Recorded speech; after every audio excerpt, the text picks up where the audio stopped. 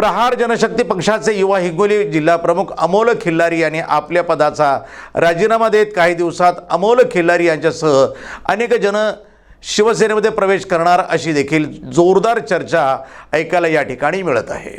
प्रहार जनशक्ती पक्षाचे हिंगोली युवा जिल्हाप्रमुख अमोल खिल्लारी यांनी प्रहार संघटनेच्या हिंगोली युवा जिल्हाध्यक्ष पदाची जबाबदारी स्वीकारल्यापासून हिंगोली जिल्ह्यातील शेतकऱ्यांना पीक विमा, पांदन रस्ते तसेच सर्वसामान्यांना न्याय मिळवून देण्यासाठी अमोल खिल्लारी यांनी अनेक आंदोलने केली। त्यांच्या आंदोलनाची प्रशासनाने दखल घेत शेतकरी तसेच सर्वसामान्यांना योग्य न्याय मिळवून देण्यासाठी अमोल खिल्लारी यांनी केलेले आंदोलन त्यामुळे जिल्ह्यात एक वेगळीच छाप निर्माण झाली आहे। तरी प्रहार जनशक्ती युवा जिल्हा प्रमुख अमोल खिल्लारी यांनी दिनांक 3 फेब्रुवारी रोजी आपल्या पदाचा राजीनामा दिला असून अमोल खिल्लारी हे शिंदे गटातील शिवसेनेच्या वाटेवर असल्याचे बोलले जात आहे। शिंदे गटातील हिंगोली शिवसेनेचे खासदार हेमंत पाटील आणि अमोल खिल्लारी यांची घट्ट मैत्री पाहता येणाऱ्या काही दिवसात अमोल खिल्लारी यांच्यासह अनेक जण शिवसेनेत प्रवेश करणार अशी जोरदार चर्चा ऐकायला मिळत आहे। मागच्या 4 वर्षापासून आम्ही शेतकरी केंद्रबिंदू म्हणून काम करत होतो। शेतकऱ्यासाठी अनेक आंदोलनं केलेली आहेत, उपोषणं केली आहेत, मोर्चे काढले आहेत,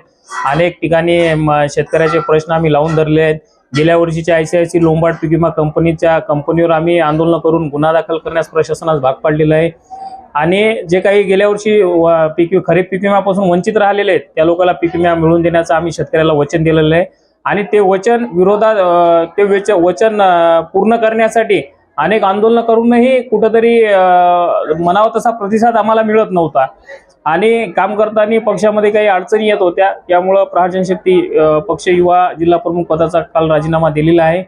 येत्या काळामध्ये हिंगोली लोकसभेचे लोकप्रिय खासदार हेमंत पाटील साहेब, कळमनुरी मतदारसंघ विधान परिषदेचे आमदार तथा जिल्हा प्रमुख संतोषरावजी बांगर साहेब आणि युवा सेनेचे धडाडी जिल्हा प्रमुख रामभाऊ कदम यांच्या मार्गदर्शनामध्ये शिवसेनेमध्ये हजारो कार्यकर्त्यांसोबत येत्या काळात प्रवेश करणार आहे। NTV news Marathi, Hingoli.